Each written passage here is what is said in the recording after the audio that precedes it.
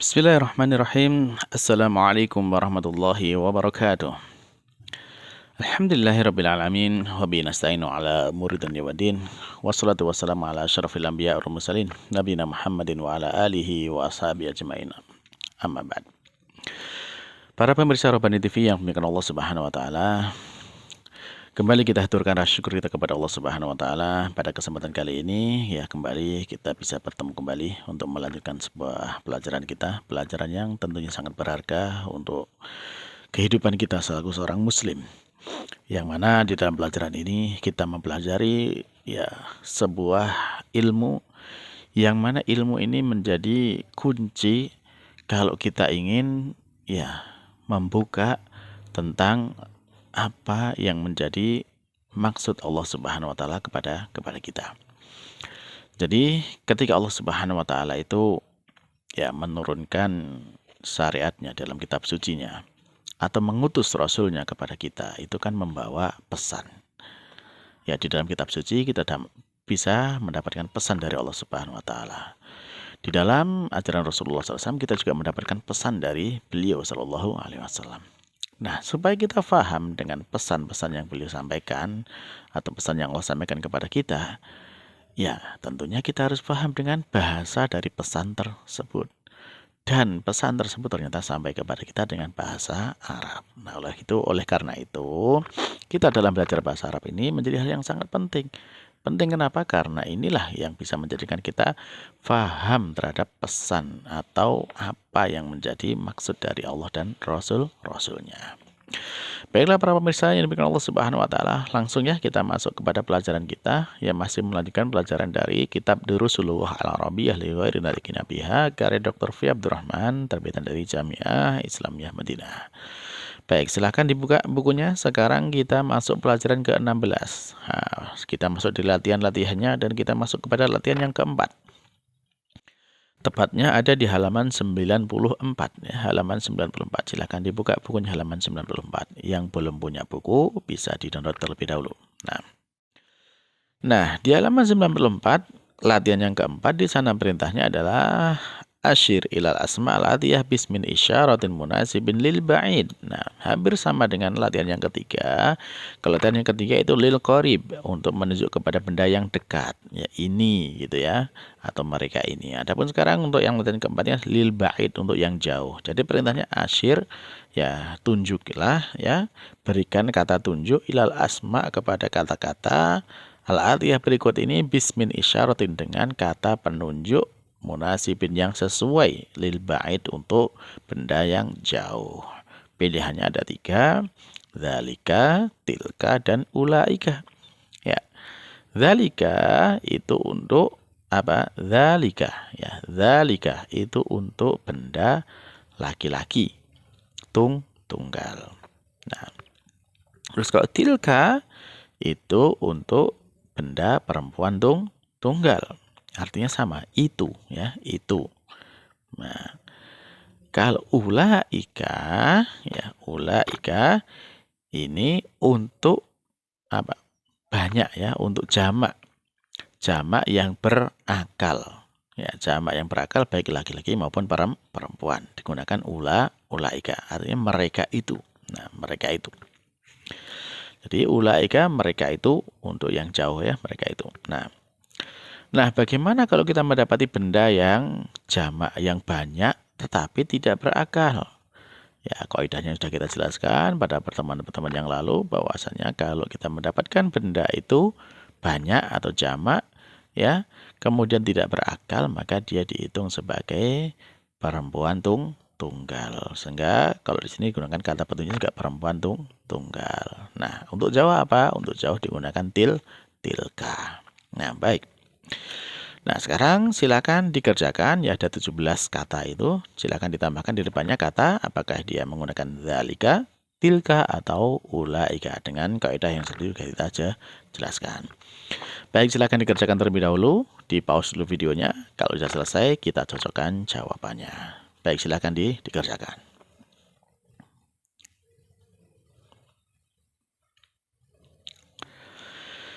Alhamdulillah ya para pemirsa sekalian yang dimuliakan Allah Subhanahu wa taala, kalau sudah selesai mengerjakannya, kita cocokkan jawabannya ya. Kita cocokkan jawabannya.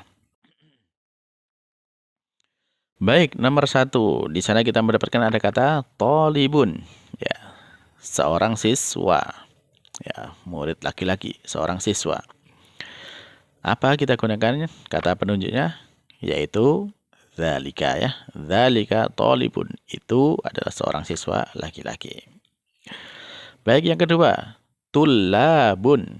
Apa maknanya tulabun? Tulabun jamak dari tolibun, yaitu banyak siswa. Ya, laki-laki. Nah, kalau banyak berarti kita lihat dulu dia berakal atau tidak berakal. Siswa berakal tidak? Ya, siswa berarti dia berakal. Maka kalau dia berakal digunakan kata tunjuk untuk berakal, yaitu apa? Ulaika. Jadi ulaika tulabun. Ya, mereka itu para siswa. Baik. Nah, yang ketiga. Yang ketiga ada kata najmun. Najmun sebuah bintang, ya. Bintang. Nah, di situ apa? Ini tunggal. Laki-laki atau perempuan? Dilihat tulisannya aja, ya. Tulisannya di sana pakai kalau tak marbutoh berarti perempuan, kalau nggak ada berarti dia laki-laki. Ya, jika digunakan dzalika najmun karena tidak ada tak marbutohnya. Jadi itu adalah sebuah bintang. Nah, kemudian yang keempat ada kata nujumun, banyak bintang. Nah, sekarang banyak bintang bentuknya jamak. Jamak ini kita lihat kalau sudah jamak, lihat berakal atau tidak. Bintang berakal tidak? Ya, tidak berakal. Maka kalau tidak berakal dihitung sebagai perempuan tunggal. Sehingga di sana apa? Digunakan kata penunjuk apa? Yaitu tilka. Tilka nujumun, itu adalah bintang. Taib yang kelima ada kata bintun, seorang putri, ya, seorang anak perempuan. Ya, jelas di sini kalau dia putri ya berarti digunakan untuk tunjuk putri. Kan satu, yaitu menggunakan tilka. Tilka bintun, itu adalah seorang putri. Nah, yang keenam ada kata banatun. Banatun putri-putri atau banyak putri atau para putri. Nah, karena dia tentunya jamak ya, banyak, ya maka dilihat berakal atau tidak.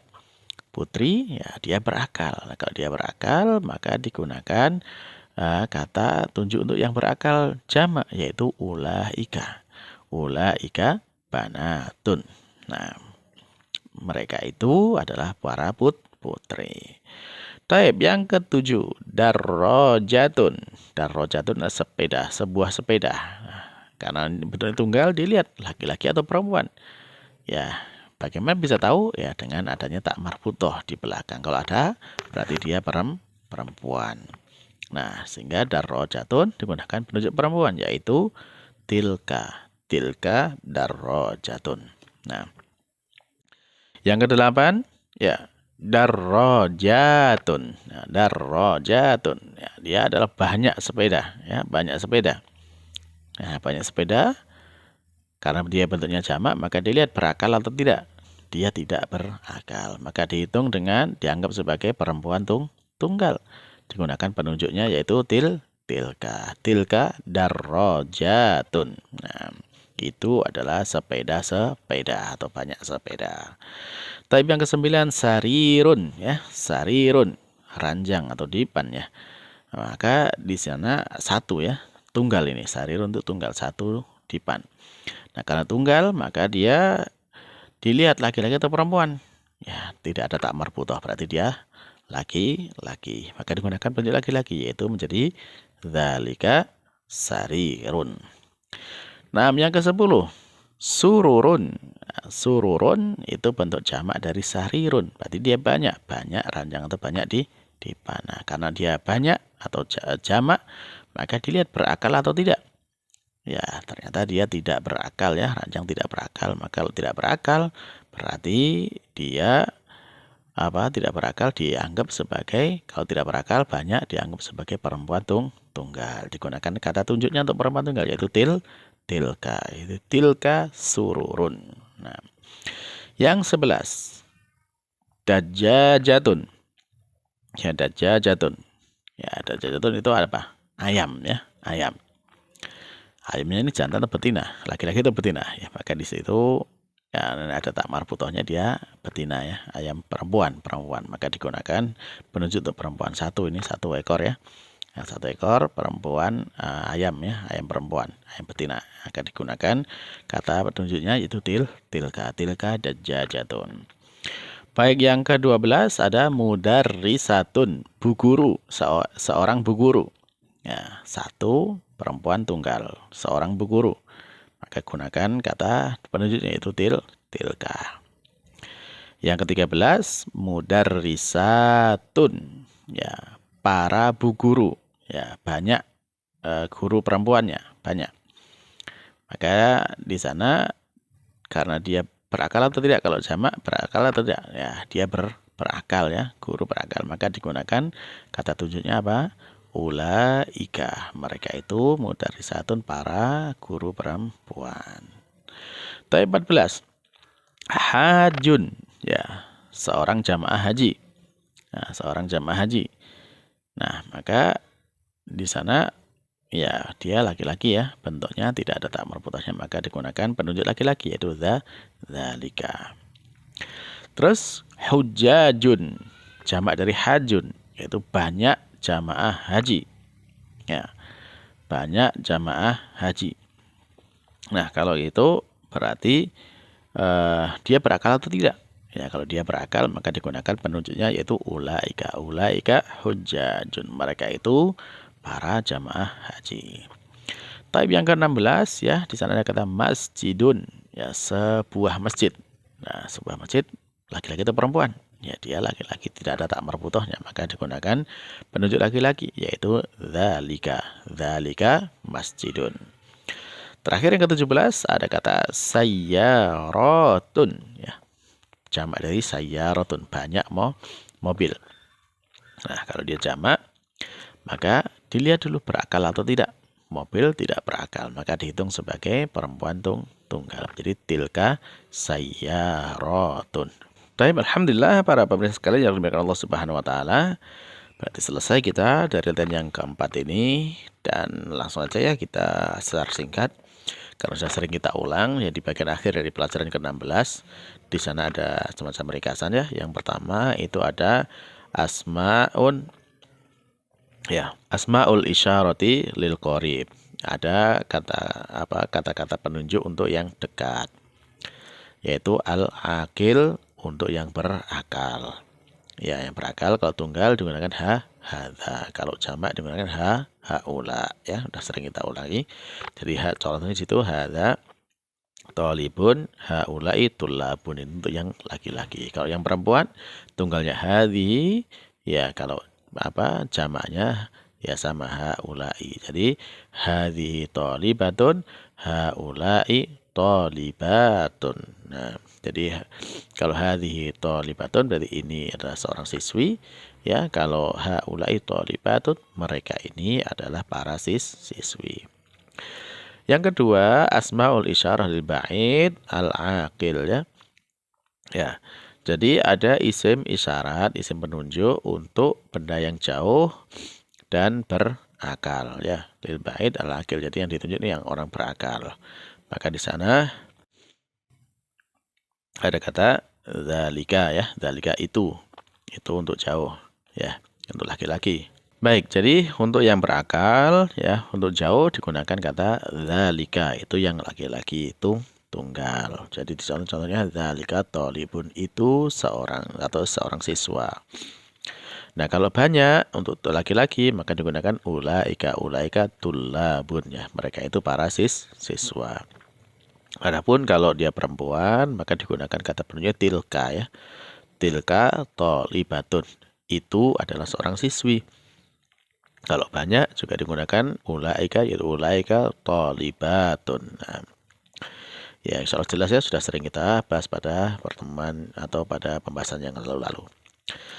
Nah, sekarang untuk yang ghairu akil, yang ketiga, ya, asmaul isyarah lil qarib ghairu akil, ya. Ghairul akil, isim isyarat atau isim penunjuk untuk yang dekat, ya, untuk benda-benda yang tidak berakal, ghairul akil. Nah, jadi Ya, untuk laki-laki tunggal sama hadza. Nah, untuk jamaknya, untuk banyaknya, untuk laki-laki, ya karena dia tidak berakal maka dihitung seperti perempuan tunggal itu dengan hadhihi.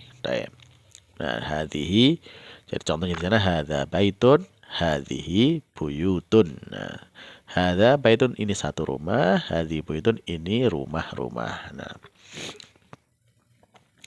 Nah, kalau benarnya perempuan ya, kalau tunggalnya ya sama untuk perempuan yaitu hadhihi sayyaratun ini satu mobil. Nah, kalau banyak dia tetap dihitung sebagai satu juga karena dia tidak berakal ya. Jadi tetap hadhihi sayyaratun. Nah, baik. Nah, adapun untuk yang jauh ya, yang keempat itu asmaul isyarah lil ba'id, ya isim isyarah kata penunjuk untuk yang jauh, untuk benda-benda yang ghairul akil ya, tidak berakal ya. Kalau itu bendanya laki-laki, tunggal, maka digunakan dzalika. Ya, dzalika. Jika contoh sini dzalika baitun. Itu adalah rumah. Kalau banyak, ya sekali lagi banyak kan tidak berakal dihitung sebagai perempuan tunggal sehingga berubah menjadi tilka. Kata-kata penunjuknya dengan tilka. Tilka buyutun itu adalah rumah. Nah, kalau perempuan ya kata perempuan yang ada tak marbuthahnya itu di sana ada kata ya tilka sayyaratun karena dia tunggal satu. Itu adalah satu mobil. Kalau banyak ya perempuan tetap kalau tidak berakal dihitung sebagai satu perempuan. Jadi tetap digunakan kata tilka yaitu tilka sayyaratun. Itu adalah banyak mobil atau itu adalah mobil. Alhamdulillah para pemirsa sekalian yang dimiliki Allah Subhanahu wa taala, dengan demikian kita selesai dari pelajaran yang ke-16 dan tentunya dengan ini semua kita berharap kepada Allah Subhanahu wa taala agar Allah senantiasa memberkahi apa yang kita pelajari ini dan menjadikan ilmu ini bermanfaat untuk kita dunia dan akhirat. Amin. Kita cukupkan sekian dulu untuk pertemuan kali ini dengan membaca doa kafaratul majelis. Subhanakallahumma rabbana wa bihamdika asyhadu an la ilaha illa anta astaghfiruka wa atubu ilaik. Wassalamualaikum warahmatullahi wabarakatuh.